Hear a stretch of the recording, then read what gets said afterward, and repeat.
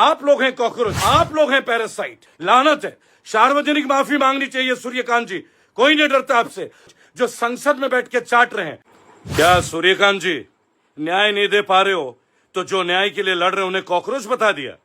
There are youngsters like cockroaches.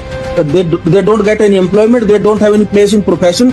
Some of them become media. Some of them become social media. Some of them become RTI activists. Some have become another activists. And this. बेरोजगार युवा को आप cockroach मानते हो? Sir आप exam पास के आए थे?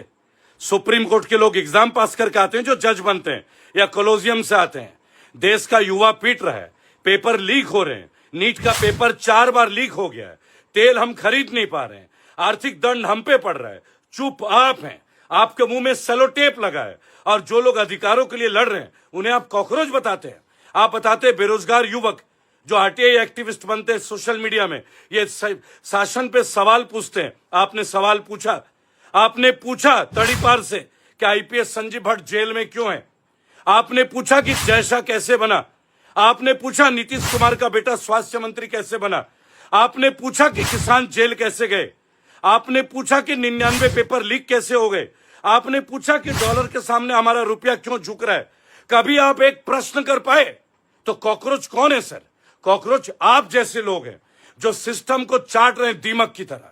देश का बेरोजगार युवा अधिकार के लिए लड़ रहा है, न्याय की गुहार लगा रहा है, और उन युवाओं को आप कॉकरोच बता रहे हैं। लानत है सर। क्या पहचान है आपकी सर? कोलोजियम के द्वारा आप लोग सुप्रीम कोर्ट में जज बनते हैं, और आजकल आप लोग वकीलों के साथ भी गाली गलौज कर रहे हैं। और आप लोग किससे बता रहे कॉकरोच पैरासाइट? देश के बेरोजगार युवा को। There are youngsters like cockroaches. यही युवा आप लोगों को पद से अपदस्थ करेगा। युवा जाग रहा है। स्वामी विवेकानंद ने बोला था, arise awake, stop not till the goal is reached. अब आप जैसे लोगों को अपदस्थ करके हम लोग रुकेंगे। और हाँ, हम लोग जैन जी नहीं है सर, क्योंकि 50 साल की उम्र है। हम लोग जैन भारत हैं। याद रखिएगा, भारतीयों को गाली दीजिएगा, आपको भी नहीं बख्शा जाएगा।